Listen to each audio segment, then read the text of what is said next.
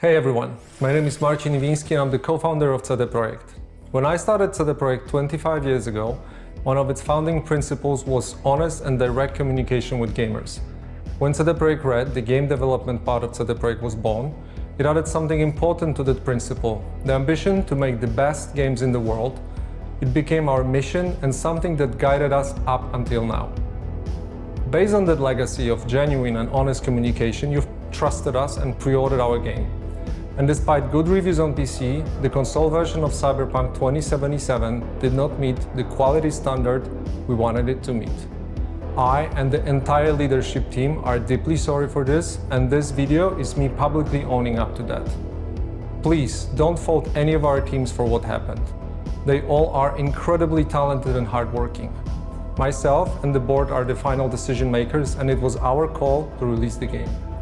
Although, believe me, we never ever intended for anything like this to happen. I assure you that we'll do our best to regain your trust.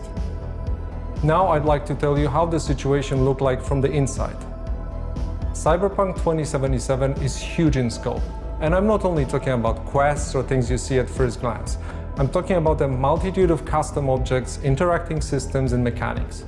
In the game, everything is not stretched out over flat terrain where we can make things less taxing hardware-wise, but condensed in one big city and in a relatively loading-free environment. On its own, this is a challenge, but we made it even more difficult for ourselves by wanting to make the game look epic on PCs and then adjusting it to consoles, especially old gens. That was our core assumption. And things did not look super difficult at first. We knew the hardware gap, yes, but ultimately, I think that time has proven that we've underestimated the task. To give a concrete example and the main culprit, we had to constantly improve our in-game streaming system for all-gen consoles. Streaming is responsible for feeding the engine with what you see on screen, as well as the game mechanics. And since the city is so packed and the disk bandwidth of all gens is what it is, it constantly challenged us. Every change and improvement needed to be tested, and as it turned out, our testing did not show a big part of the issues you experience while playing the game. As we got closer to the final release, we saw significant improvements each and every day, and we really believed we would deliver in the final Day Zero update. Now let's talk about the review process. We started sending our PC review keys in the first days of December. On launch day, December 10th, we hit the ground running with a really good start on PC. While not perfect, it's a version of Cyberpunk we are very proud of. At the same time, we're fighting for quality on all-gen consoles till the very last moment. And every extra day of us working on the Day Zero update brought visible improvement. This is why we started sending console review keys on the 8th of December, which was later than we originally planned. This all happened while working from home with all the challenges resulting from the COVID-related restrictions. A lot of the dynamics we normally take for granted got lost over video calls or email, and we took that hit too. Now I'd like to tell you about our plans for the future and present a path for Cyberpunk 2077 on consoles and PC. We have already released 3 hotfixes improving the game, but that's just the beginning. Our ultimate goal is to fix the bugs and crashes gamers are experiencing across platforms. Please expect bigger and smaller patches on a regular basis. The first update will be dropping within 10 days, and it will be followed by another, more significant one in the following weeks. We will, of course, continue to work on the game in future updates and improvements beyond that.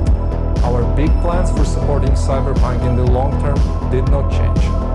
As for the free DLCs, our initial plan was to deliver them just after the release, much like we did with The Witcher 3. We decided to focus on the most important fixes and updates first, and we'll be releasing the DLCs afterwards. Expect more information in the upcoming months. For those of you playing on next-gen consoles in back compatibility, you can still expect the free next-gen update for Xbox Series consoles and PlayStation 5 arriving in 2021. We are aiming at the second half of the year.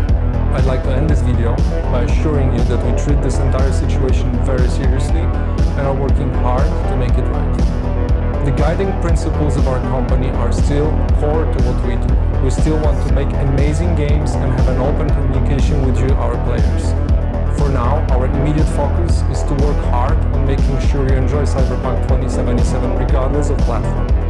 Beyond Cyberpunk, we have many plans for the future, which we'll share more about when we're ready.